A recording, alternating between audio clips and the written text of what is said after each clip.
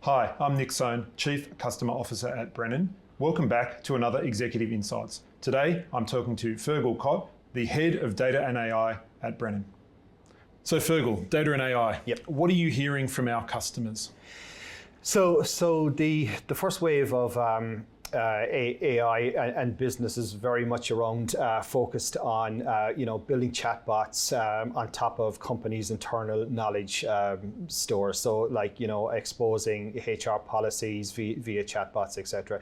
The next wave, if you like, and what we're hearing from our customers at the moment is what they want to do is they want to be able to infuse AI with their data. So if they're a customer or if they're a retail organization, they want to infuse AI with their customer data. If they're a member organization, they want to bring AI on top of their member organization or member data to understand their membership, etc. And that's what we're seeing in the moment. Yeah, look, interesting. You talk about the data and where that data lives. And I think it's obviously very important to enable AI over the top. What are your insights around how customers are dealing with and governing their data?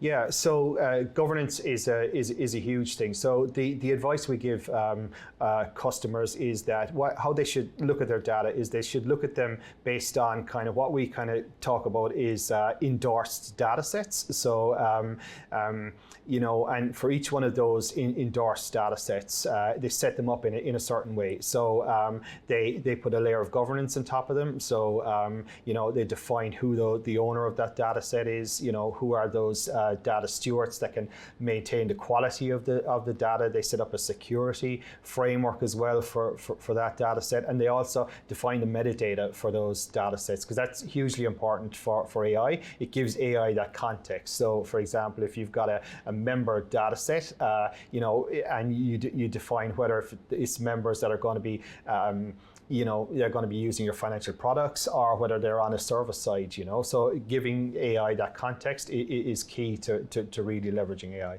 Okay, good. And in terms of thinking about the end users, the folks inside the organizations that are using the output and the insights from the AI, are we seeing change management be an issue? Are we seeing those folks being scared of the data, or is it being heavily embraced? What's your learning there? So the big thing really is that it's not necessarily a technology play. You mentioned change management. That's crucial. It's also kind of training and upskilling and AI literacy. So it's getting raising that AI literacy, that AI understanding of the organization, so that everybody knows, okay, what can they do with AI, what's capable, and then how to operate with it. What makes common sense around what data to use within it. What's the impact of if it gets wrong. So if you're customer facing, is your brand going to be affected if AI gives you a wrong response? These are the kind of critical things that you need to think about, and then having an AI governance on top of your AI is crucial. Yeah, can we zoom out for a second? We talk about AI. There's predictive AI, generative AI, no doubt other types of AI. What are you seeing as sort of the wave at the moment? So the big wave at the moment is generative AI, and we've kind of you can, if you want to follow the big players like the OpenAIs in the market and what they're doing. So they're all kind of moving towards that next level, if you like, So it's all you're hearing very much around kind of agent software. So these will be kind of autonomous AI agents that can perform tasks. So you might have an agent that could assist you with invoice processing, or you might have an agent. These are software agents that will live in your system, that will be able to kind of take action and do the tasks. So it's not where you're just kind of interacting, asking questions of it. You can say, okay, monitor my inbox, for example, and inform me of everything that comes in from this particular customer if there was a customer issue you're working through with at the moment. So examples like that. So that's where the market is going. So all the big players, Microsoft, Salesforce, example, they're at the moment they're really kind of pushing into this area of AI agents. So that would be the next big play. Okay, and I think when AI comes up, there's often there's two sort of really important questions. I think there's the ethical considerations, and I do want to talk about that briefly, as well as the security and the cyber security that goes with it. So let's think about the ethical considerations of AI. Do you have a view on that? So because the AIs, they're going to be trained on it's basically trained on internet data, you know. So you got to be really, really careful about when you use the output of AI. There's a number of policies, being developed by governments to cater for all this. So if you look at kind of European legislation, you can't use AI as part of a hiring process because there could be biases. That's a pure example of that. So I mean, that's where having an AI governance policy for an organization, the do's and don'ts really, what are the risks, how does the organization protect itself against these misuses of AI, or maybe trusting AI too much, Yeah. Yeah, it is an interesting dilemma. We haven't, we don't often come across such big ethical dilemmas in IT. We certainly come across cybersecurity ones all the time, though. What's the view around cybersecurity and AI?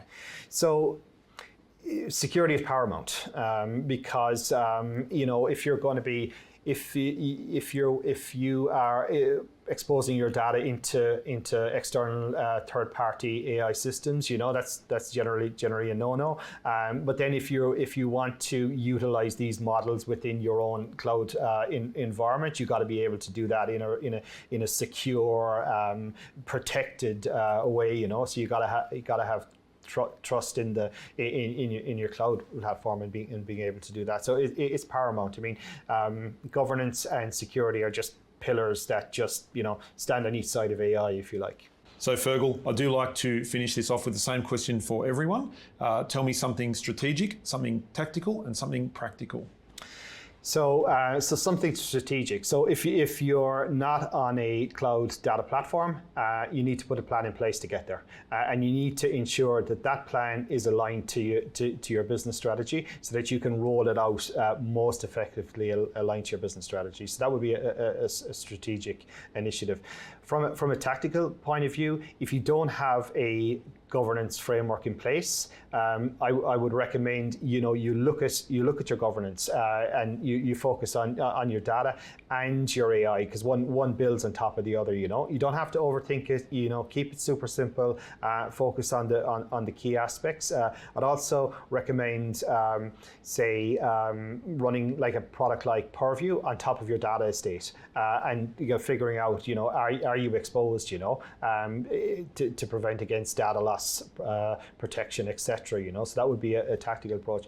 From a practical point of view, and this is what I always say with customers when we're talking about AI, even if we're talking about very specific uses of AI they're looking to embark on, I recommend what they do is that they basically catalog all the potential uses of AI within the business. So what business processes can they infuse AI into, and where are their advantages from AI? So this will help them really kind of start to think about AI. It'll help them, prioritize where they get the most value out of AI, and it'll lay their understanding. So that's the kind of the line I always take with customers. This is just do a little bit of homework in terms of where they can use AI, and they're going to get a real benefit out of taking that approach and that thinking. Yeah, awesome, Fergal. Great advice. Thanks, and thank you for joining me. Thanks very much, Nick. Thanks for joining us for another Executive Insights. Please join me next time.